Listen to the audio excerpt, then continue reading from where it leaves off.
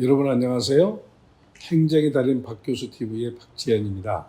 교수님, 오늘 어떤 내용 소개해 주실 건가요? 보훈의 달을 맞이해서 국가유공자 또는 이 고엽제 후유증, 의증 환자에 대한 보훈 제도에 소개를 하고 있는데, 이제 오늘은 국가유공자에 대한 의료 지원 제도에 대해서 소개를 할까 합니다.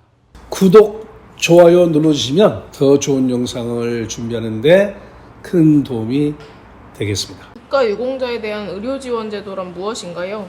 국가유공자나 또 이제 고엽제 후유증, 의증 환자는 대부분이 군복무 중에 특수임무 수행 중에 어떤 그 공상을 당한 또는 질병에 감염되는 경우가 대부분 아니겠습니까? 재정 후에 살아가는 동안에 필수적인 지원이 바로 의료 지원이겠죠. 그래서 국가유공자에 대한 의료 지원 제도는 국가유공자 본인 또 그 유족들의 건강한 생활을 유지할 수 있게 해주고 또 필요한 진료를 받게 해줄 수 있는 그러한 제도를 의료 지원 제도 이렇게 정의할 수가 있겠습니다.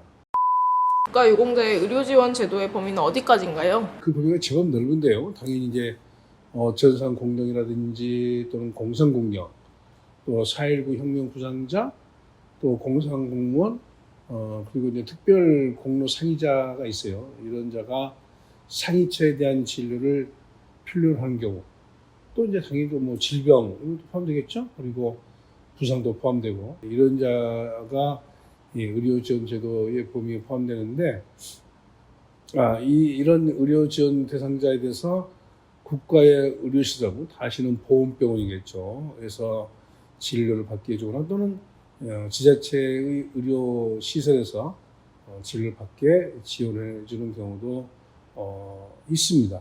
그리고 또 이 의료 지원 제도를 이렇게 혜택을 받는 과정에서 본인의 고의에 의해서 발생한 어떤 상이라든지 또는 질병 이런 것들은 당연히 제외가 되죠. 그리고 국가의 이 의료시설이 사실 이제 예전에 한번 소개했지만 많지 않잖아요. 그래서 꽤 많은 그 의료 위탁기관을 지정해서 운영을 하고 있는데 올해 중에도 꽤 많은 위탁 병원을 추가로 지정한다는 것은 예전에 이미 영상에 올려드렸습니다. 그래서 국가나 지자체 외의 의료시설에 위탁해서 진료를 받게 해주는 경우도 있겠습니다. 국가유공자의 의료 지원에 따른 진료 비용은 누가 부담하나요?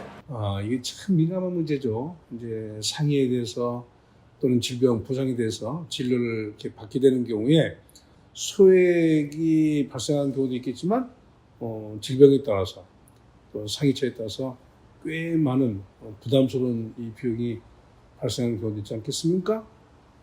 그래서 이 의료 지원 제도에서는 그런 어떤 부담을 좀 감소시키기 위한, 덜어드리기 위한 그 제도인데, 일단 진료 비용, 여기는 이제 약제 비용이 포함됩니다.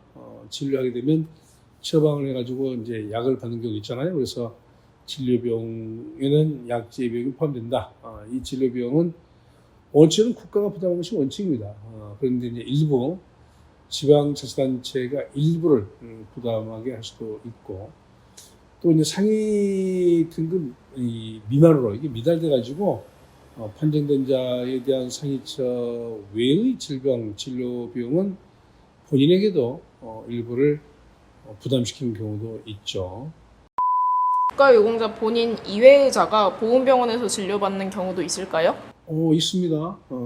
당연히 이제 원칙적으로는 국가유공자 본인이 이 보훈병원에서 진료를 받는 것이 일반적이겠지만, 그 본인 이외자도 일정한 경우에는 보훈병원의 진료를 받는 경우가 있는데, 예를 들면 이제 의료 지원 대상자가 아닌 국가유공자의 종류가 꽤 많은데 거기에는 의료 지원 대상자에 포함이 안 되는 경우가 있습니다.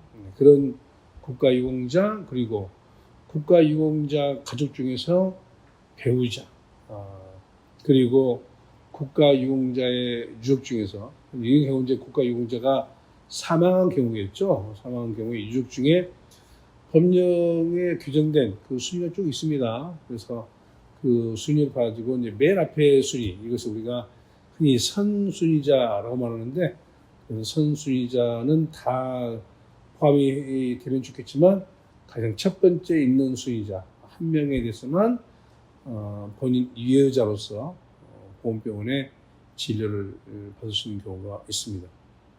이런 경우에는 진료비용은 당연히 감액 또는 면제가 가능한데, 그럼 어느 정도의 감액을 받고 면제를 받느냐? 특히 이제 면제는 뭐 관계없지만 감액의 경우는 그 비용 또는 뭐 면제를 받는 경우는 그 비용은 당연히 국가에서 부담해야 되겠죠. 그래서 국가에서 부담하는 그 자체가 국가보험부 장관이 그 보험병원에 지급을 합니다. 이렇게 해서 이제 진료 비용에 대해서 정리를 하게 되겠죠. 그 밖에 의료 지원 제도로는 어떤 게 있을까요? 의료 지원 제도는 가장 대표적인 것이 상해치라든지 질병 부상에 대해서 치료를 받고 또는 처방을 받고 이런 것들이 이제 가장 대표적인 거 아니겠습니까? 그런데 그 상해라든지 질병에 따라서는 그러한 의료 지도 말고도 또 다른 의료 지원을 필요로 한 경우가 있는데, 예를 들면 이제 전상 공경이라든지 공상 공경, 또 4.19 혁명 부상자, 또 공상 공무원, 또 특별 공무원 상의자로서 신체 장애가 있는 경우, 신체 장애는 뭐 대부분 이제 그 하족부, 다리, 하체에 대한 이 경우가 가장 대표적이겠죠. 이런 자들에게는 보철구가 필요한 그런 경우가 있겠죠. 그런 자들에게는 보철구를 지급을 해주는 경우가 있습니다. 또 그 말고도 또 이제 항상 그 상해치라든지 질병, 뭐 이런 부상 이런 것에만 이제 관심을 갖게 되는데, 그런 이제 전상 공상을 받음으로써 발생하는 어떤 정신적인 어떤 이 치료를 요하는 문제, 이른바 트라우마라고 얘기하잖아요. 그런 것들이 또 있을 수 있고, 또 그 밖에 이제 그런 정신적 충격에 따라서 심리적인 불안감을 느끼는 경우도 있지 않습니까? 그래서 그런 경우는 또 의학적인 재활을 지원한다거나 또는 심리적인 지원, 마음을 편하게 해주는 것도 굉장히 중요하죠. 그래서 심리적인 재활을 하게 해주는 이런 경우도 있습니다. 그래서 실제 이제 의료 지원 제도라고 하면 굉장히 여러분들이 폭이 좀 좁게 제한적으로 생각하지만, 사실 이 제도의 내용을 살펴보게 되면 꽤 넓은 범위로 의료 지원 제도가 시행되고 있으니까, 혹시라도 이런 의료 지원 제도의 혜택을 필요로 하는 그런 분들께서는 관할 보건지청 방문하셔가지고, 또 방문이 어려우시면 전화로 문의해도 관할 주무관이 아주 친절하고 자세하게 안내를 해줍니다. 그래서 관할 보건지청에 방문이 가능하시면 방문하셔가지고 이런 것들에 대한 애로사항을 말씀하시고 어떠한 의료 지원을 받을 수 있는지 쭉 이제 정리되어 있는 어떤 그 자료도 있습니다. 적절하고 효율적인 그런 진료를 받음으로써 의료 지원 제도 혜택을 충분히 누리게 되기를 바랍니다. 오늘 영상은 여기까지고요. 좀 더 자세한 사항에 대해서 알고 싶으신 분들은 화면 상단에 있는 이 전화번호로 전화 주시면 저희들이 또 아는 범위 내에서 자세하게 안내를 하도록 하겠습니다. 끝까지 시청해 주신 여러분 고맙습니다.